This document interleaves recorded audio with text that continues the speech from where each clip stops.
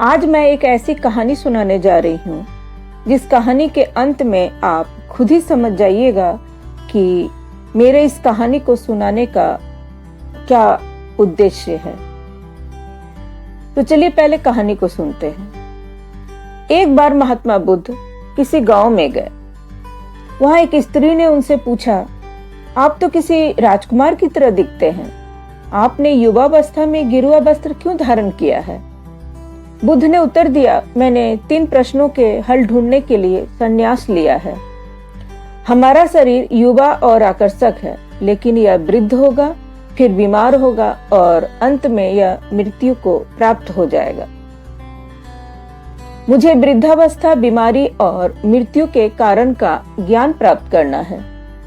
बुद्ध की बात सुनकर स्त्री बहुत प्रभावित हो गई और उसने उन्हें भोजन के लिए आमंत्रित किया।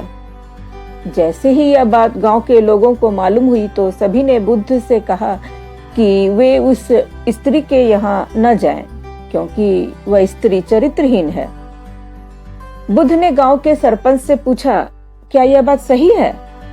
सरपंच ने भी गांव के लोगों की बात से सहमति जताई।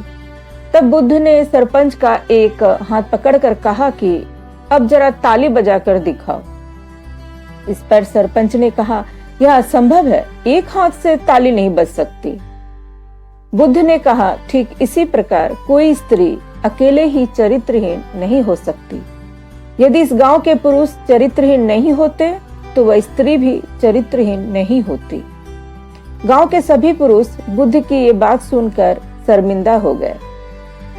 तो आप समझ ही गए होंगे कि मैंने ये कहानी क्यों सुनाई। तो ठीक है, अब मिलते हैं एक नई कहानी के सफर में एक नई कहानी के साथ।